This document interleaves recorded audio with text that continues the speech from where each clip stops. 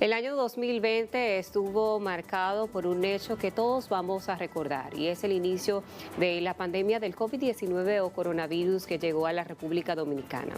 En ese momento el presidente de la República era Danilo Medina, así que vamos a recordar cuando este expresidente emitió su alocución al pueblo dominicano para hablar sobre el virus respiratorio y las medidas que estaría tomando el Estado. El primer caso de coronavirus en el país se confirmó el 1 de marzo del presente año. Se trataba de un turista italiano de 62 años, quien había llegado a la isla poco antes sin presentar síntomas.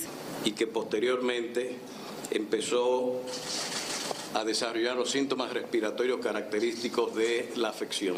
Sin embargo, el primer caso de transmisión local se originó en una mujer de 56 años en el pueblo de Villarriba, provincia Duarte, quien había viajado desde Italia el 26 de febrero del 2020. Se trata de personas que han estado por Italia.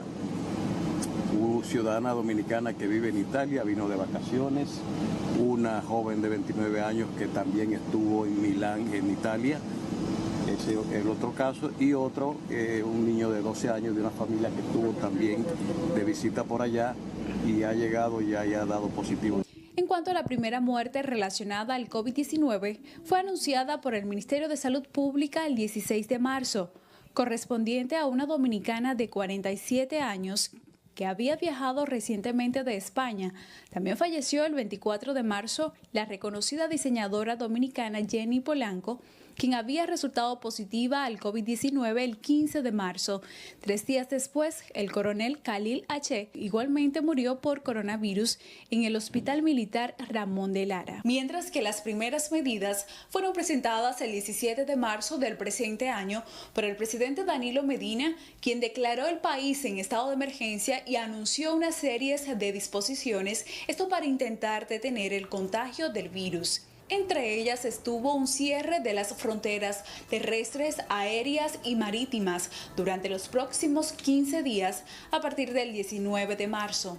Además, todas las actividades comerciales fueron suspendidas, igualmente las clases escolares, con la excepción de supermercados, colmados, estaciones de combustible y farmacias, mientras que los empleados públicos de 60 años o más de edad, así como aquellos con alguna complicación de salud preexistente, fueron ordenados a permanecer en sus casas. El 20 de marzo el gobierno decretó el primer toque de queda nocturno desde las 8 de la noche hasta las 6 de la mañana, esto para culminar el 3 de abril.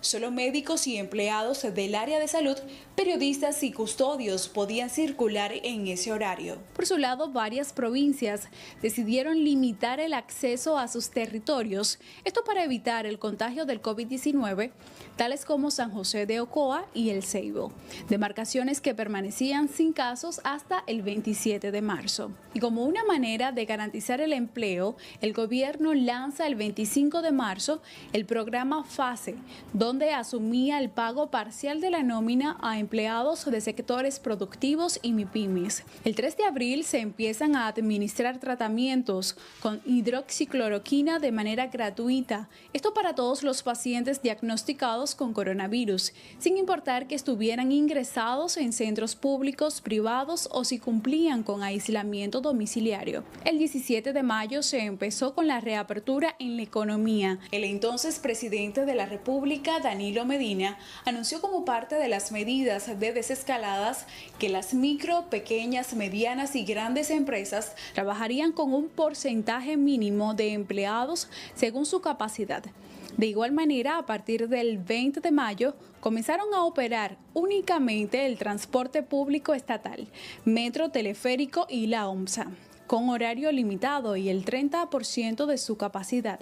Sin embargo, el 16 de junio se pospone la tercera fase de la desescalada laboral, esto debido a que no se cumplieron las condiciones sanitarias.